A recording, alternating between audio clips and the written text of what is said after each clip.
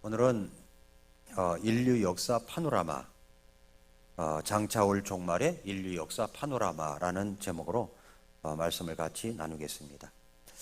요즘은 정말 말세가 가까이 왔다는 이야기를 많이 듣습니다.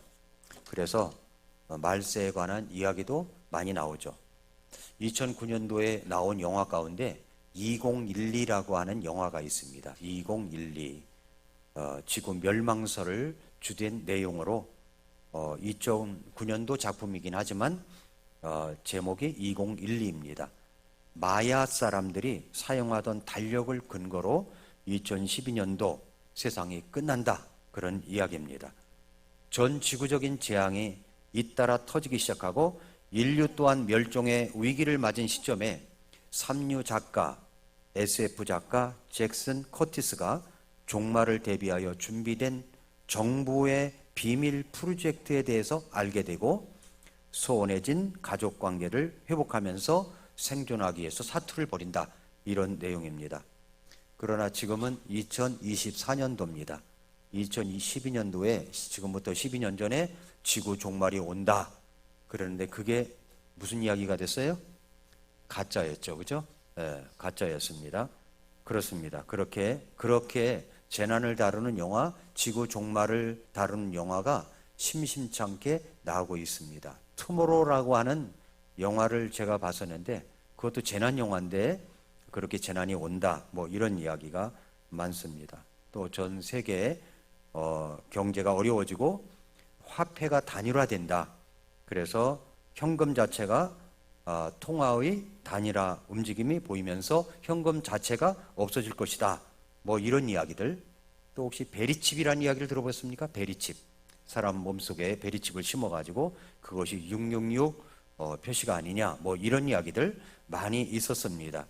그런데 이렇게 베리칩을 강조하면서 성도들에게 말세를 준비해야 한다고 가르치는 목사들은 대개 7년 대환란을 통과한다는 통과서를 믿고 있는 사람들입니다. 그러나 우리 구원받은 그리스도인들은 7년 대환란에 들어갑니까? 안 들어갑니까? 안 들어갑니다. 안 들어가요. 그 전에 우리는 휴거되어서 주님 앞에 가게 됩니다. 그러나 베리치빈이 지구 종말을 강조하는 많은 잘못된 목사들은 우리가 마치 7년 대환란에 들어가는 것처럼 준비하라고 하면서 마태복음 24장 13절 말씀처럼 끝까지 견디는 자는 구원을 받는다. 그래서 끝까지 주님 앞에서 헌신과 충성을 잘해야 한다고 가르치면서 이제 공포와 어떤 두려움을 심어주는 그런 경우가 많습니다. 그러니까 이런 것들을 잘 모르면 성도님들이 불안에 떨고 두려움에 떨고 또 행위구원, 그러니까 그렇게 해서라도 내가 구원받은 것을 확증해야 되겠다. 그래서 행위를 동반해가지고 일하다 보니까 이제 행위가 있으면 좀 뿌듯해지는데 행위가 없으면 뭔가 쫄아가지고 두려움에 떨고 뭔가 불안해하고 천국 못 갈 것 같고 이런 생각에 사로잡히게 된다는 겁니다. 그러나 여러분, 제가 전에도 말씀을 드렸지만은 목회하기 쉬운 거는요, 두려움 조장해가지고 막 행위구원 강조하면 뭐가 목회가 잘 되는 것 같아요. 더 열심히고 더 많이 모이고 더 많이 헌금하고 그러는 것 같습니다. 그러나 여러분, 우리가 구원받는 것은 믿음으로 구원받는 거지 행위가 보태져서 구원받는 것은 절대 아닙니다. 구원은 은혜입니다. 구원은 은혜예요. 오늘 에덴 목장 나와서 찬양하는데 여기 보세요. 이제는 30, 40대였던 분들이 이제는 40, 50대가 돼가잖아요, 이분들이. 그런데 이분들 입속에서 뭐가 나오냐면 은혜라는 찬양이 나와요. 늘 보니까 은혜라는 찬양을 많이 하는 것 같더라고요, 이렇게 보니까. 근데 얼마나 아름답습니까? 그렇죠? 은혜가 그 속에 있는 거예요. 은혜가 이렇게 살아가는데 여러분, 구원받는 건 은혜입니다. 여기 행위가 동반되는 게 하나도 없어요. 행위로는 구원받을 수가 없어요. 그래서 이런 어떤 잘못된 말세론, 어떤 종말론을 알고 있으면 우리가 불안에 떨게 되고 무서움에 떨게 되고 뭔가 좀 어려움을 겪는 경우가 많습니다. 그래서 저는 디도서 2장 11절부터 13절 말씀을 보면 이런 말씀이 있어요. 이렇게 이제 타임라인을 통해서 제가 여러분 주보 삽지의 설계 노트에 보면은 가운데 이런 그림이 그려져 있습니다. 근데 이제 그 디도서 2장 11절부터 13절 보면은 구원을 가져다 주시는 하나님의 은혜가 모든 사람에게 나타나 우리를 가르치시되 하나님의 성품에 위배되는 것과 세상에 속한 정욕들을 우리가 거부하고 이 현 세상에서 맑은 정신을 가지고 의롭게 하나님의 뜻대로 살며 저 복된 소망과 위대하신 하나님 곧 우리 구원자 예수 그리스도의 영광스러운 나타내심을 기다리게 하셨느니라. 자, 여기에 보면은 우리가 거부해야 될 것이 있습니다. 뭘 거부해야 돼요? 거부해야 될 것이 세상에 속한 정욕들을 우리가 거부해야 돼요. 거부해야 되고 이 현 세상에서 맑은 정신을 가지고 의롭게 하나님의 뜻대로 살며, 그래서 성경 구절을 보여주세요. 하나님의 뜻대로 살며, 하나님의 뜻대로 살아야 두 번째, 그 세 번째는 뭐냐면 저 복된 소망과 위대하신 하나님 곧 우리 구원자 예수 그리스도의 영광스러운 나타내심을 기다리게 하셨느니라. 세 가지입니다. 거부하고 의롭게 하나님의 뜻대로 살아야 하고 주님의 나타나심을 기다려야 되는 것, 이 세 가지가 우리에게 있어야 된다는 겁니다. 자, 그런데 이것을 알려면 이제 종말의 타임라인을 알아야 돼요. 종말의 타임라인을. 그래서 7가지 타임라인을 제가 이제 여러분들에게 알려드리려고 합니다. 여기 나오는 7가지 타임라인 그림을 보면은 이제 창조서부터 시작을 해가지고 새하늘과 새 땅까지 그려져 있죠. 근데 제가 이제 이야기하고 싶은 것은 십자가서부터 시작을 해가지고 새하늘과 새 땅, 흰 왕자 심판 때 새하늘과 새 땅까지 7시대를 나눠가지고 여러분에게 말씀드리려고 합니다. 그래서 이거 7가지를 여러분이 잘 습득을 하면 아, 이렇게 흘러가는 거구나, 이걸 알게 되면은요 불안에 떨지 않고 오히려 기뻐하면서 여러 가지 뭐 말세다 뭐하다 뭐 이러면은 우리 마음속에 어떤 생각이 들어야 되냐면 아, 예수님 오실 날이 가까웠구나, 우리가 휴거되어 주님 볼 날이 가까웠구나, 이렇게 희망을 갖고 소망을 갖고 주님 바라보고 살아갈 수가 있다는 겁니다. 그래서 이 타임라인을 여러분이 쭉 한번 말세 종말의 이 파노라마를 쭉 한번 여러분이 알게 되면 여러분이 이런 것에 대해서 흐름을 알게 되기 때문에 안정된 신앙생활을 할 수 있게 되는 겁니다. 자, 첫 번째 십자가를 볼까요? 십자가는 예수 그리스도입니다. 자, 십자가 예수 그리스도. 첫 번째 시작합니다. 먼저 시작은 예수 그리스도부터 시작을 하는 겁니다. 예수님이 이 땅에 오셨습니다. 오셔서 이제 공생애를 사시면서 마태복음 16장 18절에 내가 내 교회를 세우겠다고 하셨습니다. 그래서 주님의 몸된 교회가 있죠. 교회라고 하는 것은 구원받은 사람들의 모임을 이야기합니다. 그런데 여러분, 예수님의 십자가 이전과 이후에 구분이 달라졌어요. 이 그림을 한번 보세요. 보면은 교회 시대 사람들을 구분합니다. 어떻게 구분하냐면 십자가를 중심으로 해서 이전과 이후가 있어요. 이전에는 이스라엘과 이방인들만 나눠졌습니다. 그러니까 이스라엘 사람이 아닌 모든 사람들은 이방인들입니다. 그게 십자가 이전이죠. 근데 십자가 이후에는요 세 부류로 나눠져요. 유대인, 이방인, 그리고 교회입니다. 유대인도 구원받지 못했죠. 그리고 이방인도 구원받지 못했죠. 근데 교회 속에는 유대인도 있고 이방인도 있다는 겁니다. 구원받은 사람들이 있으니까. 이렇게 십자가 이후는 이제 이렇게 나누어지게 된 겁니다. 이것을 잘 우리가 구분해서 알 줄 알아야 됩니다. 자, 그 다음에 이제 그림을 보시면 이제 교회 시대가 됩니다. 교회 시대. 교회 시대는 예수님 십자가서부터 시작을 해가지고 예수님이 공중에 오실 때까지를 교회 시대라고 하죠.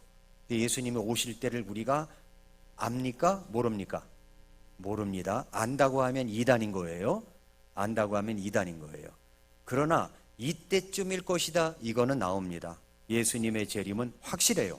분명합니다. 여러분, 성경에서 제일 중요한 교리는 구원의 교리예요. 구원의 교리. 그 다음에 중요한 교리가 뭐냐면 재림의 교리입니다. 재림의 교리.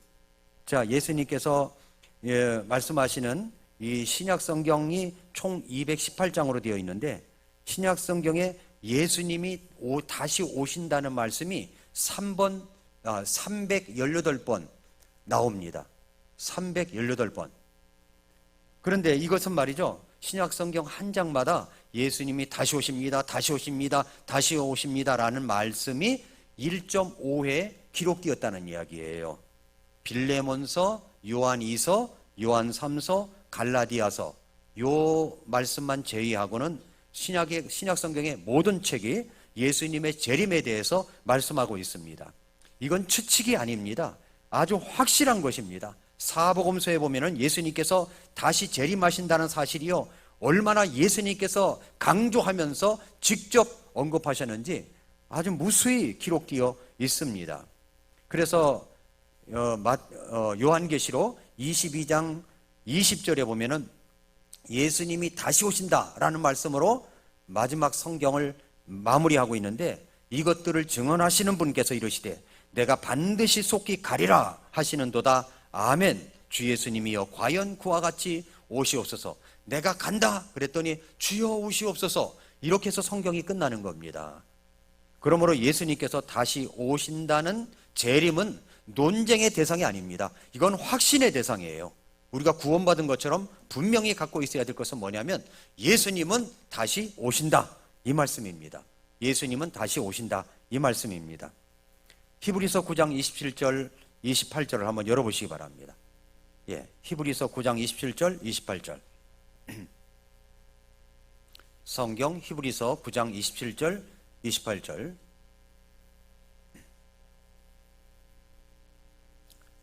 (27절은) 우리가 잘 아는 말씀 아닙니까? 한 번 죽는 것은 사람들에게 정해진 것이요 이것 뒤에는 심판이 있다. 죽은 뒤에는 결코 끝나는 게 아니죠. 심판이 있습니다. 심판이 있어요. 심판이. 그런데 그 다음에 28절이 중요한 말씀이에요. 이와 같이 그리스도께서도 많은 사람들의 죄들을 담당하시려고 한 번 드려지셨으며 또 자신을 기다리는 자들에게 죄와 상관없이 두 번째 나타나사 구원에 이르게 하시리라. 예수님이 처음에 오실 때는 우리의 모든 죄를 용서해 주시기 위해서, 담당하시기 위해서 오셨습니다. 그러나 예수님이 두 번째 오실 때에는 심판하시기 위해서 오신다는 말씀입니다. 예수님이 심판하시기 위해서 오세요. 그러므로 재림은 확실한 것입니다. 재림은 너무 확실한 거예요. 자, 재림의 징조들이 있습니다. 재림의 징조. 요것을 나타나면은 예수님이 오실 날이 가까이 왔구나, 이걸 알라는 겁니다. 첫 번째 징조가 뭐냐면 이스라엘의 회복이에요. 이스라엘의 회복. 이스라엘의 회복. 창세기 12장과 15장에 보면은 하나님께서 아브라함을 부르시면서 그의 씨를 하늘의 별들처럼 많게 하시고 그들에게 아브라함이 거닐던 그 가나안 땅, 지금의 팔레스타인 땅을 주시겠다고 약속하셨었습니다. 그런데 이스라엘이 지난 2500년 동안 나라를 잃고 온 세상으로 떠돌아다녔었습니다. 그렇지만 1948년 5월에 자기들 땅으로 돌아가 이스라엘 나라를 회복했습니다. 이스라엘 나라를 회복했어요. 놀라운 것은 구약 성경에서 이스라엘이 나라를 잃고 떠돌아다니다가 하나님의 전적인 은혜로 그들의 땅으로 되돌아가 나라를 세울 것이다, 이렇게 예언을 했다는 겁니다. 한번 이사야 11장 11절 12절을 열어보세요. 이사야 11장 11절 12절. 이 예언이 성취된 겁니다. 자, 11장 12절. 메시아 통치가 이루어지는 재림의 때의 이야기예요. 그날에 주께서 다시 자신의 손을 두 번째 세우사 자신의 백성 중에서 남은 자들, 곧 남겨질 자들을 되찾으시되, 그리고 12절, 이스라엘의 쫓겨난 자들을 모으시며 유다에 흩어진 자들을 땅의 사방에서부터 함께 모으시리라 라고 말씀입니다. 남겨질 자들을 되찾으시고 그 다음에 사방으로 흩어진 자들을 모으신다라고 했습니다. 그러므로 우리는 먼저 이스라엘의 회복을 보면서 예수님의 재림이 임박했다는 것을 알아야 됩니다. 예수님의 재림이 임박했다. 이스라엘 나라가 독립이 돼서 나라를 세웠어요. 그건 성경에 예언되었던 사실입니다. 이때쯤이면 예수님이 이제 말세다, 예수님이 다시 오실 것이다 말씀하셨거든요. 그런데 1948년 5월에 그 일이 일어났습니다. 그러니까 예수님이 오신다고 하는 징조가 나타난 겁니다. 첫 번째. 두 번째 징조입니다.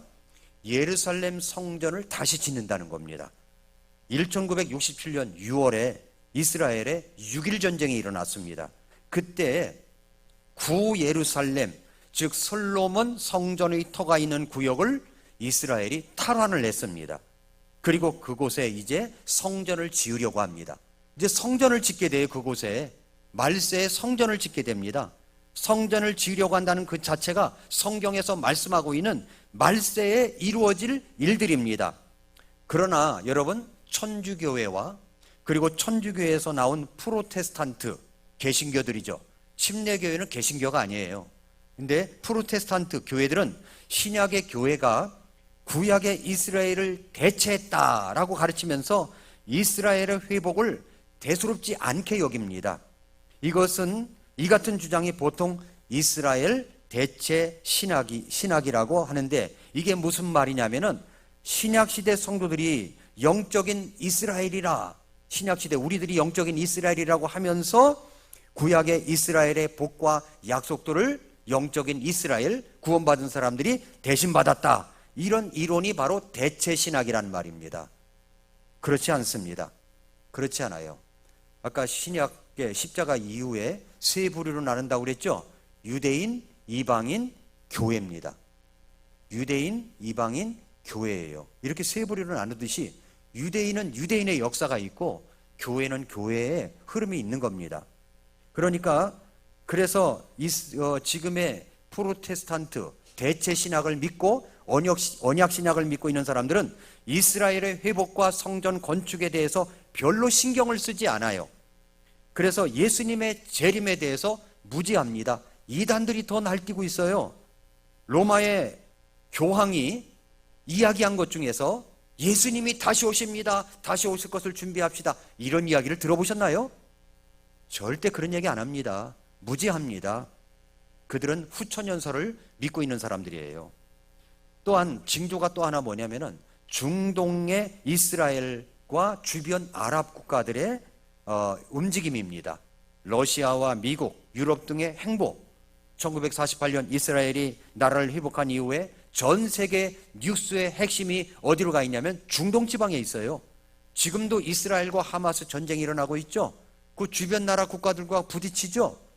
또 미군이 개입돼 가지고서 또 전쟁이 일어나죠. 이런 일들이 일어나고 있다는 겁니다.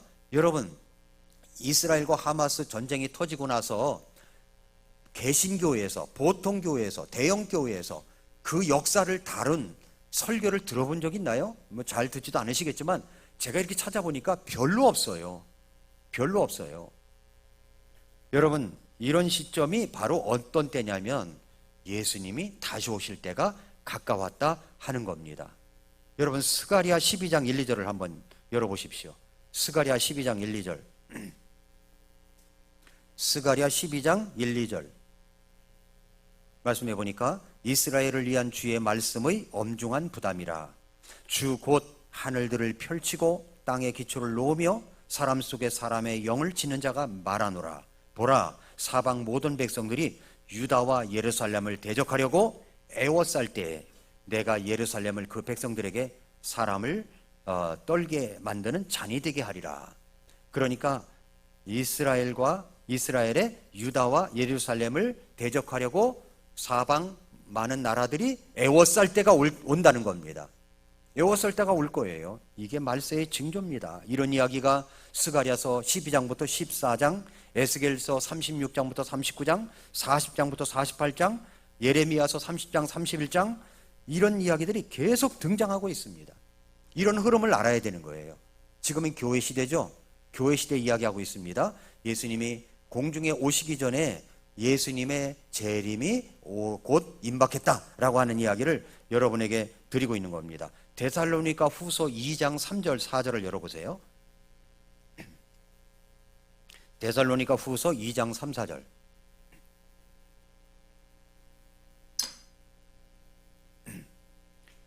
오늘 초등학교에서 중학교에 올라오는 6인의 성도가 오늘 예배에 참석을 했습니다. 그래서 열심히 말씀을 잘 듣고 있습니다. 아주 자세가 너무 좋아요. 예, 그리고 또 앞자리에 앉고 너무 자세가 좋습니다. 데살로니가 후서 2장 3절 4절 보니까 아무도 어떤 방법으로든 너희를 속이지 못하게 하라. 사람들이 많이 말세 이야기하면서 속이거든요. 먼저 떨어져 나가는 일이 일어나고 저 죄의 사람 곧 멸망의 아들, 이 멸망의 아들이 누굽니까? 적그리스도를 말하는 거예요. 적그리스도가 멸망의 아들이 드러나지 아니하면 그날이 오지 아니하리라. 그는 대적하는 자여 또 하나님이라 불리거나 혹은 경배받는 모든 것 위로 자기를 높이는 자로서 하나님처럼 하나님의 성전 안에 앉아, 적그리스도가 하나님의 성전 안에 앉을 때가 온다는 겁니다. 자기가 하나님인 것을 스스로 보이느니라. 자, 예수님이 이제 공중에 오십니다. 그럼 예루살렘 성전이 지어져요. 3년 반 동안 적그리스도가 이스라엘 나라를 막 위하는 것처럼, 평화를 위하는 것처럼 합니다. 그러다가 3년 반이 딱 끝나면 이 적그리스도가 하나님의 성전 안에 딱 들어가 자기가 모든 왕노릇 하려고 딱 앉는다는 겁니다. 그러니까 유대인들이 그때는 속았다 생각하고 이제 그랬는데, 대적을 하는데 그때부터 대환란, 엄청난 어려움, 고통이 일어난다는 거예요. 그런 이야기입니다. 이것이 적그리스도가 들어가 숭배를 받을 저 성전이 지어진다는 겁니다. 그러나 이스라엘 대체 신학이 가르치는 교회가 아니에요. 그 성전은 지금 저 중동에 있는 예루살렘에 실제로 지어져 있을 물리적 성전을 이야기하는 겁니다. 그러므로 이런 징조들이 있다는 거죠. 자, 말세의 징조가 또 뭐가 있냐면은 진화론이 아주 팽배해 가는 겁니다. 진화론이. 우리나라의 중소기업청장인가요? 이걸 임명하려고 했다가 누구라고 하는데 이름이 정확히 기억이 안 나는데, 이분이 창조론을 믿는다고 그랬습니다. 창조론. 그랬더니 국회의원들이요, 그 평가를 하고 뭐 심사를 하는 사람들이 난리가 났어요. 진화론을 안 믿고 창조론을 믿는다고, 그 사람이, 그분이 창조론을 믿는다고 국회의원들이 난리가 났습니다. 국회의원이 문제가 있는 거예요. 창조론을 믿는 게 뭐가 문제갑니까? 그렇듯이 모든 국회의원 중에 예수 믿는 사람들이 얼마나 될까요? 참 많다고 들었거든요. 그러면 거기서 진화론이 맞는 게 아니라 창조론이 맞습니다, 이런 국회의원이 있었나요? 한 사람도 없었어요. 한 사람도. 그러니까 진화론이 얼마나 팽배해 있는지 몰라요. 너무 많이 팽배해 있습니다. 이게 말세의 징조라는 겁니다. 노아의 때처럼 동성애자들이 속속히 커밍아웃을 하고 그들 소수를 위한 법들이 만들어지고 있습니다. 전 세계가 동성애자들을 옹호하며 행진을 하고 공공TV에서 방송을 내보내고 있고 드라마로, 영화로 만들어 퍼뜨리고 있습니다. 동성애는 하나님의 질서를 무너뜨리는 사악한 범죄입니다. 노아의 홍수가 일어났던 결정적인 원인이 동성애예요. 이 세상은 부도덕으로 큰 타락이 지속되고 있습니다. 또 말세의 징조 가운데 하나가 뭐냐면 종교 통합 운동입니다. 이것이 WCC예요. WCC 운동. 교회가 크다고 많은 사람들이 모인다고 해서 그것이 올바른 것이 아닙니다. 그들이 무엇을 전하고 있는가를 봐야 돼요. WCC는 전 세계 140개국 349개 교단이 연합한 단체입니다. 세계에 유엔이 있다면 기독교에는 WCC가 있다, 이렇게까지 이야기할 정도입니다. 이렇게 지금 교회 시대에 일어나고 있는 현상들이 이렇다는 겁니다. 자, 세 번째 이제 그림을 보시면 이제 환란 시대 한번 보세요. 환란 시대. 환란기죠. 7년 동안 환란기가 일어나죠. 7년 동안 환란기가 일어날 때 교회는 어떻게 될까요? 휴거된다는 겁니다. 교회는. 그 근거가 어디냐면은 데살로니가전서 4장 16절부터 18절이에요. 한번 열어보실까요? 데살로니가전서 4장 16절부터 18절. 주께서 호령과 천사장의 음성과 하나님의 나팔소리와 함께 친히 하늘로부터 내려오시리니 그러므로 그리스도 안에서 죽은 자들이 먼저 일어나고, 자, 죽은 자들이 먼저 일어납니다. 그 뒤에 살아남아 있는 우리가 그들과 함께 구름들 속으로 채어 올라가 공중에서 주를 만나리라. 그리하여 우리가 항상 주와 함께 있으리라. 그러므로 이 말씀들로 서로 위로하라 라고 하는 겁니다. 그래서 이제 우리는 휴거의 견해들이 여러 가지가 있어요. 여기 그림을 보시면 이런 그림이 있습니다. 휴거의 견해들이 여기에 보면은 환난 중간 휴거설이 있고 환난 후 휴거설이 있고 환난 전 휴거가 있고 부분 휴거가 있습니다. 근데 우리는 뭘 믿냐면은 환난 전 휴거를 믿는 겁니다. 무슨 말이냐면은 환난이 일어나는데 그림을 다시 보세요. 그림을 보면은 그림을 볼 때 여기서 그림을 보면은 환난기가 있죠. 환난기가 있는데 이 환난기 때 우리는 뭘 믿냐면은 데살로니가전서 4장 16절부터 18절에 보면은 나팔 소리가 나면서 공중에서 주님을 만난다고 그랬죠. 환난이 일어난다고 할 때 그때 교회 구원받은 사람들은 들림을 받아 올라가는 겁니다. 올라가는 거예요. 그런데 다른 데서는 뭐 어떻게 믿느냐면은 환난 중간에 휴거가 된다, 환난 후에 휴거가 된다, 이렇게 믿는 겁니다. 그러나 우리는 그렇게 믿지 않아요.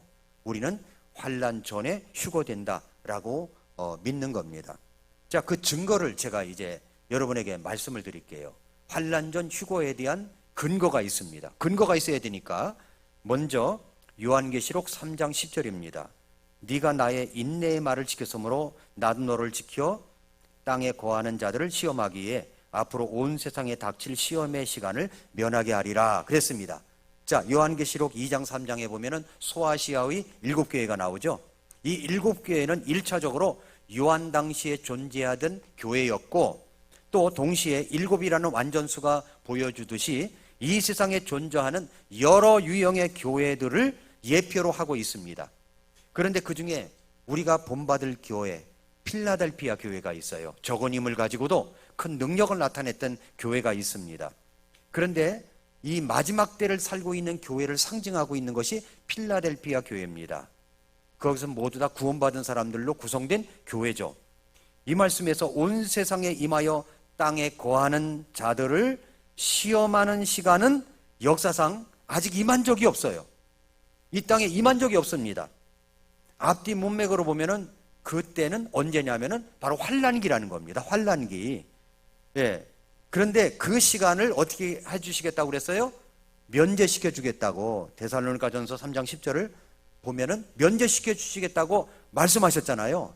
그러니까 무슨 말이냐면은 환난 전에 우리는 휴거되어 환난에 들어가지 않는다 이 말입니다. 그 다음에 이제 두 번째 근거를 보면은 요한계시록의 구조입니다. 1장은 요한이 본 것들을 이야기하고 있고 2장 3장은 요한 당시의 교회를 이야기하고 있고 4장 이후로는 앞으로 있을 일들에 대한 이야기입니다. 그런데 요한계시록에 보면은 1장부터 3장까지는 교회라는 말이 굉장히 많이 나와요. 교회라는 말이. 그런데 4장부터 마지막 장까지는 교회라는 말이 나오질 않아요. 교회라는 말이. 무슨 말이냐면 4장부터는 7년 환난기 때 일어날 일을 이야기하고 있는 겁니다. 7년 환난기 이후에 일어날 일들. 7년 환난 후에 예수님이 지상재림하시고 천년왕국이 일어나고 흰 왕좌 심판이 있고 새하늘과 새 땅이 있을 그 시간을 두고 이야기하는 겁니다. 그러니까 무슨 말이냐면은 이 말은 바로 환난기 때 구원받는 사람은 물론 있습니다. 구원받는 사람이 있어요. 그러나 구원받는 사람들이 교회는 아니라는 겁니다. 교회는 다 들림받아 올라가 있으니까 교회는 아닌 거예요. 그래서 환난기에도 구원받는 사람은 있지만 그러나 여러분 거기에서 이 7년 환난 때 교회는 없다는 겁니다. 교회는 없어요. 다 들림받아 공중에 올라갔기 때문에 그렇습니다. 또 세 번째 근거가 있습니다. 데살로니가 전서 1장 10절이에요.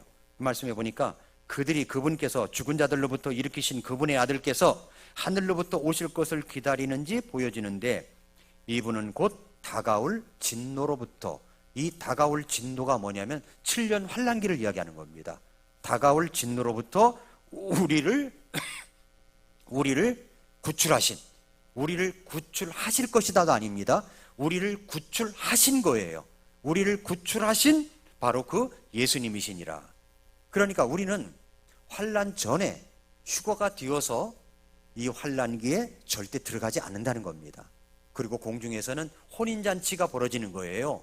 잘한 사람을 칭찬받고 상급받고 그렇게 7년 동안 일이 이루어진다라고 말씀하고 있습니다. 데살로니가 전서 이제 5장 9절에 보니까 5장 9절에 하나님께서 우리를 보여주세요. 하나님께서 우리를 진노에 이르도록 정하지 아니하시고 우리 주 예수 그리스도에 의해 구원을 얻도록 정하셨느니라. 진노에 들어가도록 정한 것이 아닙니다. 구원받은 사람은 모두 다 구원을 얻도록 정해졌기 때문에 우리는 환난잔에 다 올라간다 하는 겁니다. 예수님께서 공중에 오십니다. 그러면 우리는 이제 공중에 오셨을 때 우리는 채어 올라간다는 거예요. 순식간에 채어 올라가는 겁니다. 속도가 얼마나 빠를까요? 천천히 갈까요? 이렇게 천천히 올라갈까요?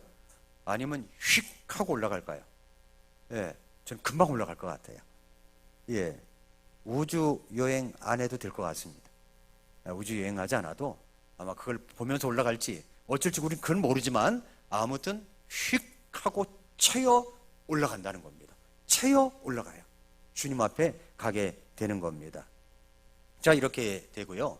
그 다음에 이제 7년 환난기라는 말을 한번 그림에서 보시기 바랍니다. 자, 7년 환난기에 보면은 그 환난기가 이스라엘, 이 환난기는 하나님께서 이스라엘 백성을 통해 왕국을 이루시기 위하여 메시아 예수님을 보내주셨는데, 메시아 예수님을 이 이스라엘 백성들이 받아들였습니까? 거절했습니까?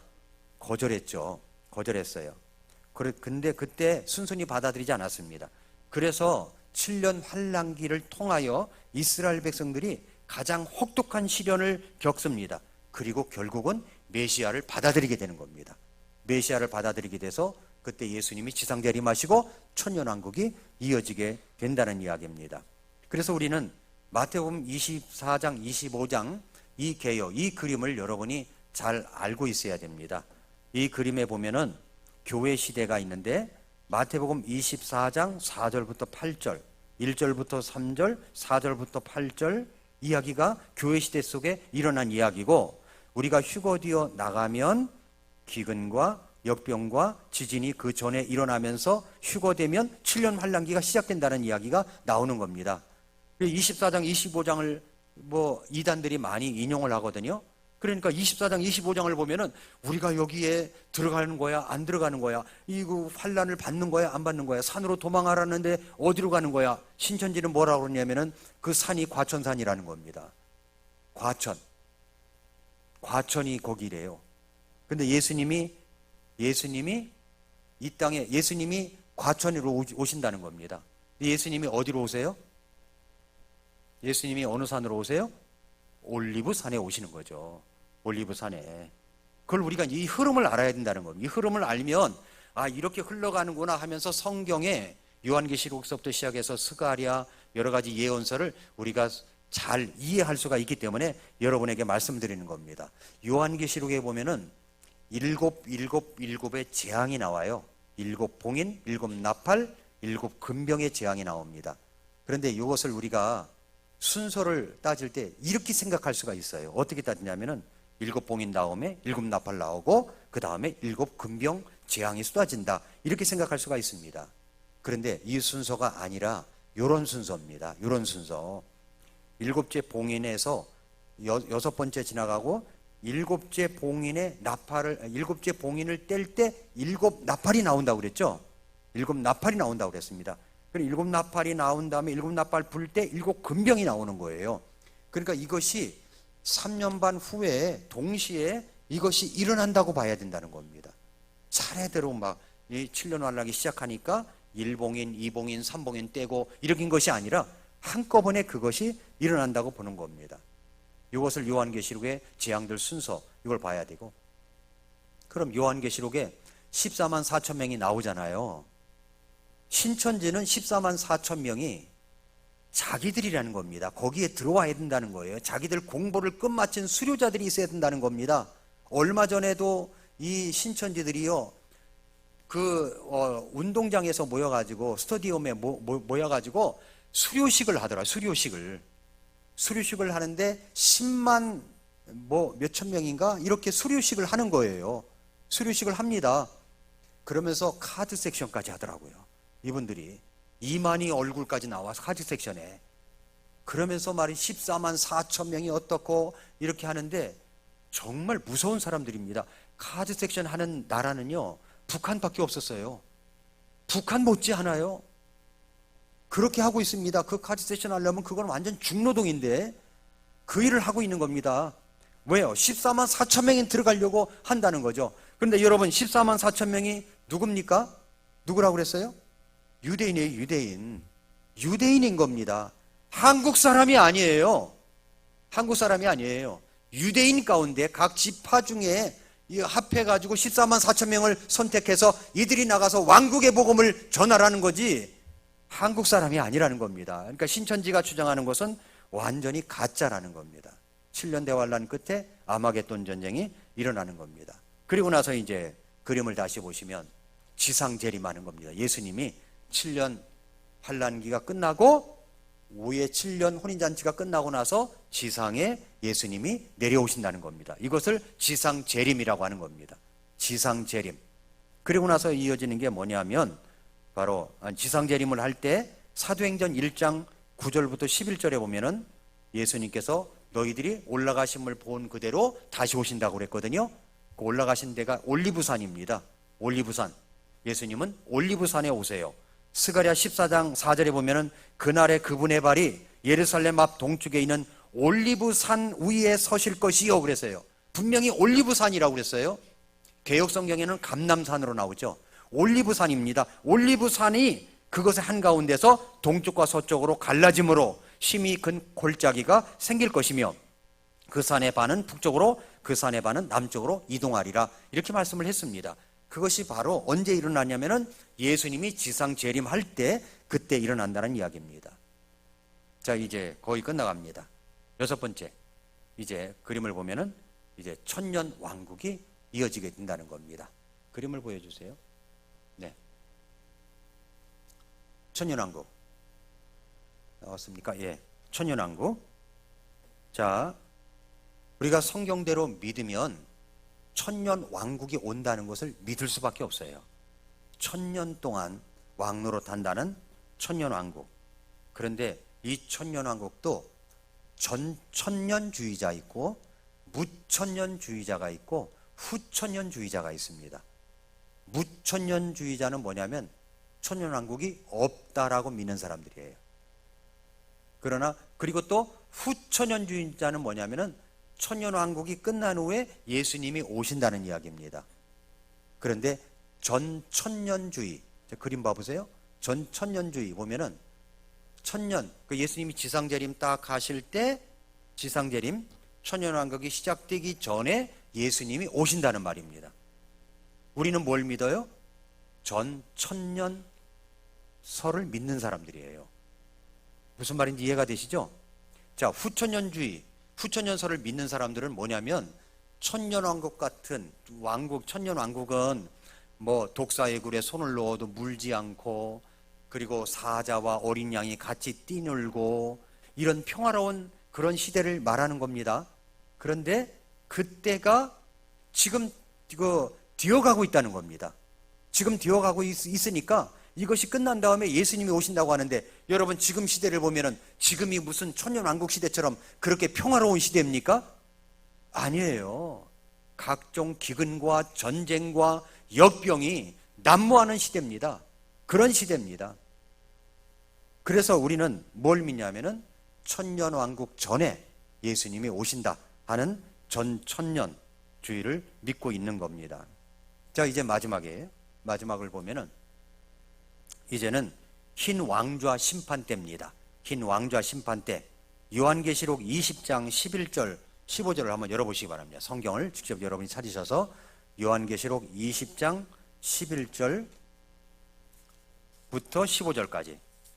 여기가 어디냐면은 이제 천년왕국이 끝나고 심판이 벌어지는 때입니다. 흰 왕좌 심판 때라고 얘기를 해요. 흰 왕좌 심판 때. 요한계시록 20장 1절부터 10절까지는 천년왕국을 이야기하는 겁니다. 천년왕국. 그리고 11절부터 15절까지는 흰 왕좌 심판을 이야기하는 겁니다. 11절부터 보니까 또 내가 크고 흰 왕좌와 그 위에 앉으신 분을 보았는데 땅과 하늘이 그분의 얼굴을 피해 물러가서 그것들의 자리가 보이지 아니하니라. 12절 또 내가 보니 죽은 자들이 작은 자나 큰 자나 하나님 앞에 서 있는데 책들이 펼쳐져 있고 또 다른 책, 즉 생명책이 펼쳐져 있더라. 죽은 자들이 자기 행위들에 따라 그 책들에 기록된 그것들에 근거하여 심판을 받았더라. 바다가 자기 안에 있는 죽은 자들을 내주었고 사망과 지옥이 자기 안에 있는 죽은 자들을 넘겨주매 그들이 각각 자기 행위들에 따라 심판을 받았으며 사망과 지옥이 불호수에 던져졌더라. 이것이 둘째 사망이니라. 누구든지 생명책에 기록된 것으로 드러나지 않은 자는 불호수에 던져졌더라. 이것이 뭐냐면 흰 왕좌 심판대라는 겁니다. 생명책에 이름이 기록된 것으로 드러나지 않는다면 불호수, 21장 8절에 둘째 사망이라고 그랬는데 둘째 사망에 들어가게 되는 겁니다. 그럼 중요한 것은 이거예요. 내 이름이 생명책에 기록이 되었을까요? 안 됐을까요? 여러분의 이름이 생명책에 이름이 기록되었습니까? 안 되었습니까? 기록되었나요? 확인해 보셨어요? 그 등본 띄워봤어요? 등본이 어디 있습니까? 그게 하나님 말씀에 있잖아요. 말씀에 있어요. 믿는 자는 구원을 받는다. 예수님을 믿은 자는 구원을 받은 겁니다. 그것이 생명책에 기록된 거예요. 네. 그래서 우리는 하나님 나라에 갈 수가 있게 된 겁니다. 그러나 믿지 않는 자, 확신이 없는 자는 자기 이름이 생명책에 기록이 됐는지 안 됐는지 모르면 알아야 되는 겁니다. 알아야 되는 거예요. 그걸 모르면 나중에 보세요. 이제는 보세요. 이 그림을 보면은 영원이라고 그랬잖아요. 미래의 영원이라고 그랬잖아요. 미래의 영원이에요. 영원이라는 것은 시작도 끝도 없는 겁니다. 영원히 그곳에서 나올 수가 없는 겁니다. 나올 수가 없어요. 그래서 여러분 어떤 사람이 중한 범죄를 저질렀을 때 물론 사형을 시킬 수도 있어요. 근데 어떤 때는 무기징역을 때려요. 무기징역. 살아서 그 모든 고통을 견뎌보라는 거예요. 죽는 건 순간입니다. 살아서 견뎌보라는 거예요. 그러나 사람이 죽으면 끝나는 게 결코 아닙니다. 영원이라는 세계가 우리를 기다리고 있는 겁니다. 근데 영원이라는 세계에서 그것은 천국도 있고 지옥도 있는 겁니다. 지옥에서 영원히 살 거냐, 천국에서 영원히 살 거냐. 그것은 이 땅에 내가 살면서 선택하기 달려있는 겁니다. 내가 믿느냐 안 믿느냐에 달려있다는 겁니다. 그래서 이제 새하늘과 새 땅이 이루어집니다. 요한계시록 21장 1절을 보세요. 내가 새하늘과 새 땅을 보았으니 이는 처음 하늘과 처음 땅이 사라졌고 바다도 다시는 있지 아니하였기 때문이더라. 나 요한이 보니 거룩한 도시 새 예루살렘이 신부가 자기 남편을 위해 단장한 것 같이 예비하고 하늘에서 하나님으로부터 내려오더라. 내가 들으니 하늘에서 큰 음성이 나서 이르되 보라 하나님의 성막이 사람들과 함께 있고 그분께서 그들과 함께 거하시리라. 그들은 그분의 백성이 되고 하나님께서는 친히 그들과 함께 계셔서 그들의 하나님이 되시리라. 4절 보세요. 하나님께서 그들의 눈에서 모든 눈물을 닦아주실 것이며. 자, 새하늘과 새 땅이 왔는데 왜 눈물을 흘릴까요? 왜 눈물을 흘렸을까요? 왜 눈물 자국이 남았을까요? 아마도 저는 그렇게 생각이 됩니다. 뭐냐면 흰 왕좌 심판대에서 심판을 받는 모습을 우리들이 보지 않았을까 생각이 드는 겁니다. 그랬을 때 그 사람들이 이야기할 거 아닙니까? 누구 김거식이 누구 자매님 형제님 나한테 말이죠 조금만 인내를 하고 복음을 전해 주었더라면 내가 구원받고 당신과 같이 있었을 텐데 복음을 더 힘껏 전해주지 못해서 내가 영원한 지옥에 떨어져 갑니다 라고 할 때 그것을 보는 우리들의 마음은 얼마나 아프겠냐는 거예요. 슬픔이 있겠냐는 겁니다. 슬프겠죠? 아니 내 사랑하는 자식이 거기서 심판을 받아가지고 둘째 사망 불로수에 떨어져요. 떨어지는 모습을 내가 봐요. 그곳에서 엄마 엄마 아빠 부르면서 엄마 아빠는 천국에 있는데 나는 지옥 가요 뭐 하면서 떨어진단 말입니다. 그것을 보는 부모 눈에 눈물이 안 나겠냐는 겁니다. 내 사랑하는 부모님, 얘들아 내가 지옥불에 떨어진다 라고 하면서 가는데 나는 그것을 보고 있어요. 자식들 입장에서 내가 조금만 인내하고 우리 부모님에게 복음을 전해주었더라면 우리 부모님이 예수님 믿고 나와 같이 영원히 새 하늘과 새 땅에서 거할 텐데 내가 복음을 전해주지 않아서 그랬구나. 눈물이 안 나겠어요? 눈물이 나죠. 그래서 저는 그 눈물이 아닐까 생각이 드는 겁니다. 그래서 4절에 그랬죠. 하나님께서 그들의 눈에서 모든 눈물을 닦아주실 것이며 닦아주시면서 다시는 사망이 없고 슬픔도 울부짖음도 없으며 아픔도 다시는 없으리니 이는 이전 것들이 지나갔기 때문이라 하더라. 다 지나갔습니다. 그러나 8절 보세요. 그러나 두려워하는 자들과 믿지 않는 자들과 가증한 자들과 살인자들과 음행을 일삼는 자들과 마법사들과 우상숭배자들과 모든 거짓말쟁이들은 불과 유황으로 타는 호수에서 자기 몫을 받으리니 이것이 둘째 사망이니라 하시니라. 그것이 불호수입니다. 불호수에 떨어지게 된다는 말씀입니다. 결론을 맺겠습니다. 여러분의 이름은 생명책에 기록되어 드러나 있습니까? 혹시 그렇지 않은 분 계시진 않나요? 기도하겠습니다.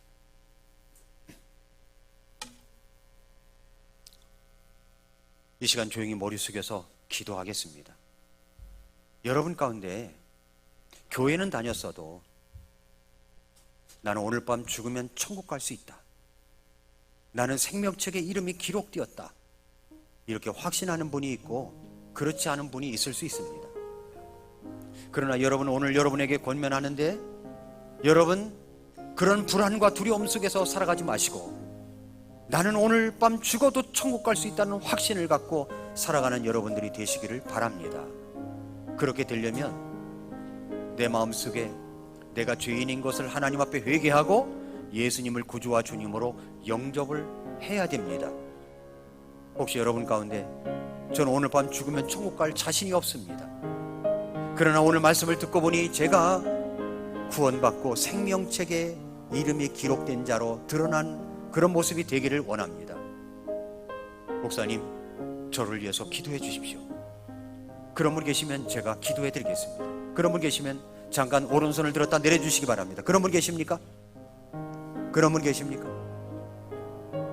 혹시 오늘 손을 들지 않을지라도 그런 분이 계시면 언제든지 저에게 오시면 여러분을 도와드리겠습니다. 사랑하는 성도 여러분, 이제 우리는 찬란한 진주문 들어가 기쁘게 주님을 배울 날이 오게 될 것입니다.